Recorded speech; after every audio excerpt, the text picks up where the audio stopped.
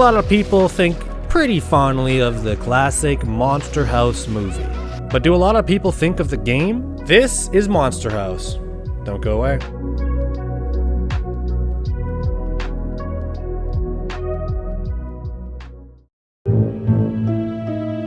Monster House. If you haven't seen the movie, it's exactly as it sounds. 3 main characters, DJ, Chowder, I didn't name these guys, and then you got Jenny.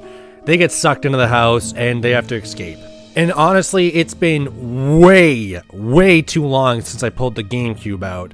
It's almost criminal. And I knew after picking up Monster House from the local physical game retro shop, I knew it's time to pull the Gamecube out. And the game is pretty damn faithful to the movie. It's exactly how it sounds. It starts out immediately with you getting sucked into the house and the 3 main characters getting separated. And to be honest, I'm not expecting a lot of people to know how this game plays, so I'll describe it as a more successful franchise.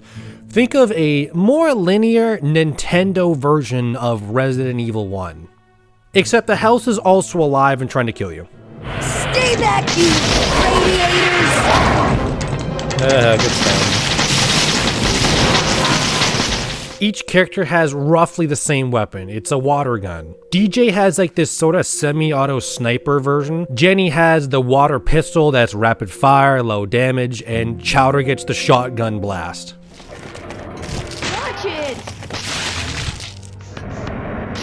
Now it's hard to say which one's better really, which is good because that means they're well balanced.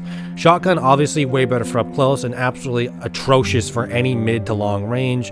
To be honest, they all have their capabilities. If you're wondering where they get all this water to reload with, you're thinking too much.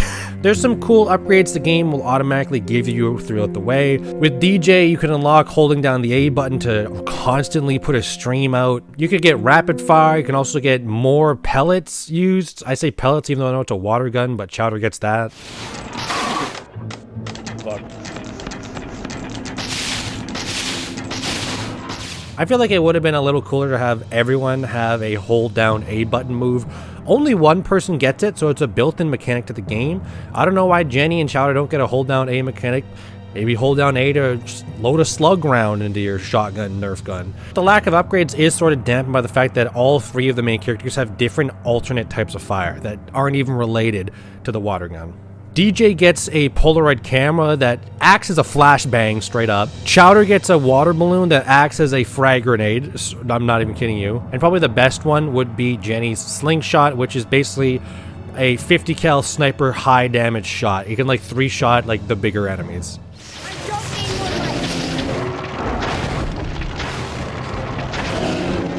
I just cracked off like 3. Oh my god, there's 2 of them. You gotta be kidding me. So while you're not fighting the enemies that consist of wooden chairs turning into spiders or lamps trying to electrocute you or wooden stoves trying to shoot wood pellets at you and coals, you're just exploring this like it's a linear Resident Evil game. This door is locked. You need to find the red key. Search around a little bit, find the red key, come back here. A handle's missing, move the boxes around, find a hidden exit way through this vent.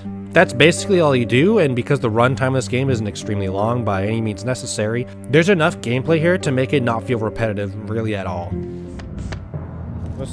need to get... Fireplace handle's missing? Where's the handle? There's also a dodge mechanic that mostly gets used to just duck, aka teabag, when you have flying objects at you. But the thing I want to talk about the most are the boss fights. They're pretty okay, there's not a lot.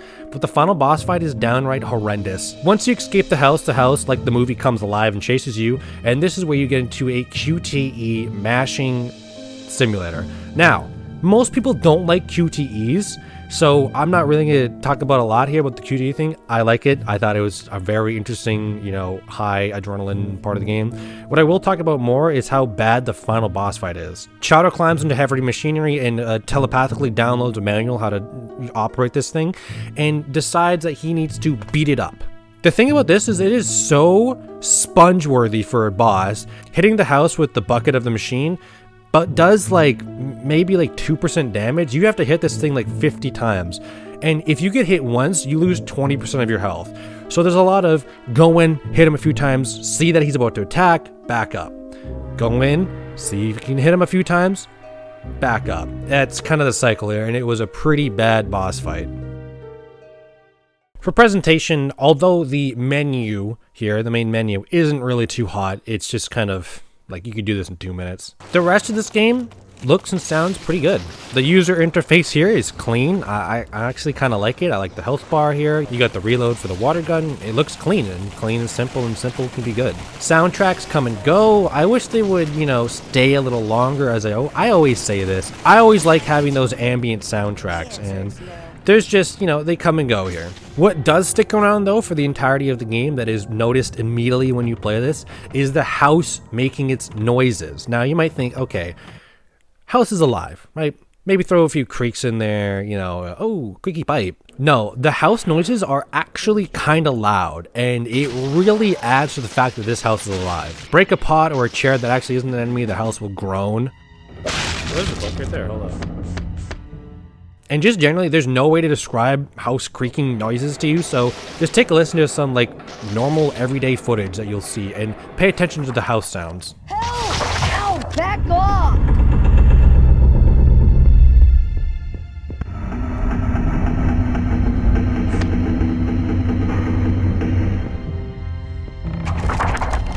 I'm not here!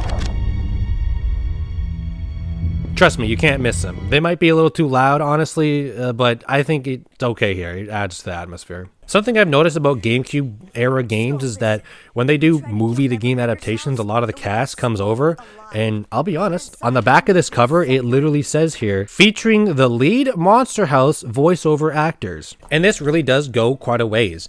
Cutscenes in game are fun. They're funny. They're good to watch. They can be mistaken for the movie if you never look twice. Oh my god.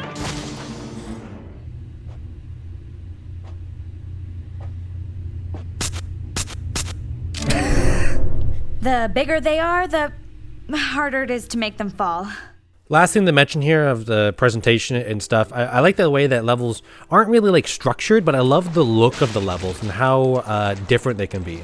In the beginning of the game, like the first 25 to 50% of the game maybe, it's mostly house, hallways, a couple bedrooms and stuff. The longer you play though, the crazier it gets. Rooms will be flipped on its side, or you'll straight up be walking on the ceiling and it'll be upside down. The basement part of this game, aka basically the sewers, is actually one of my favorite parts of this game. And Chowder gets a really interesting level where he goes into like this like toy Lego block land. That is kind of really cool. This is actually kind of a cool level, can't lie.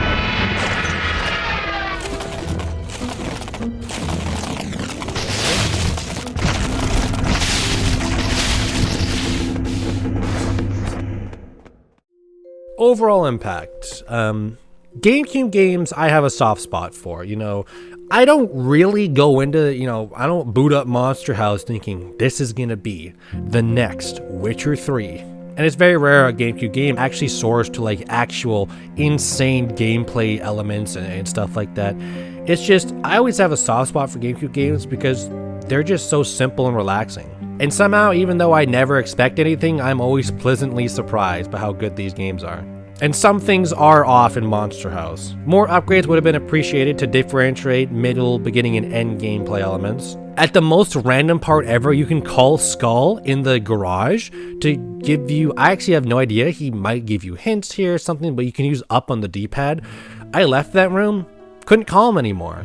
Couldn't call him anymore, I swear, for the rest of the game. Unless there's only specific rooms you can use it in, it was just like a gameplay element where it's like, use up on the D-pad, but only in this one very specific room you'll never come back to. The final boss fight is absolutely powdered and called in, and whether you like it or not, QTEs are here prevalently. I like them, except when I get screwed by them. A lot of times, randomly walking through hallways, something will spawn in and give you a quick QTE. Here's the thing though, if it's not the A button, you're kind of screwed. Because if you're fighting an enemy, you're using A to shoot and it's just spamming. A. Oh, all of a sudden, random thing comes in, and because you're spamming A, if the QTE wasn't A, you die instantly and you go back to your last save. But even with all that, I played this game in one sitting. Yeah, it's only 3 hours about, maybe a little less, could be a little over depending on how streamlined the game goes, but I played this in one sitting and time really flew by. There's not an insane intricate system provided here for monster shells for gameplay elements, but because of the shorter runtime, what you do get in here is actually kind of fun. So with all that being said, it's looking out of 10, 7.8 out of 10.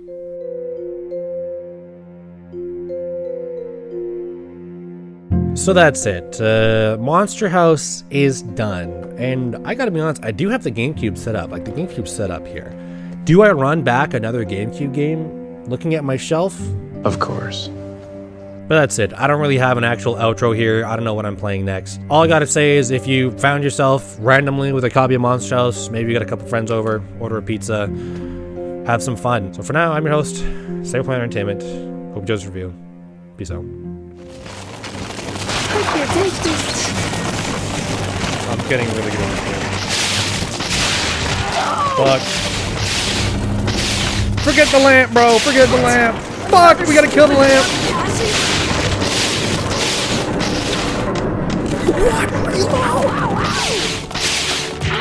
Bro, I can't even fucking see his face so close to me. I think it's just real.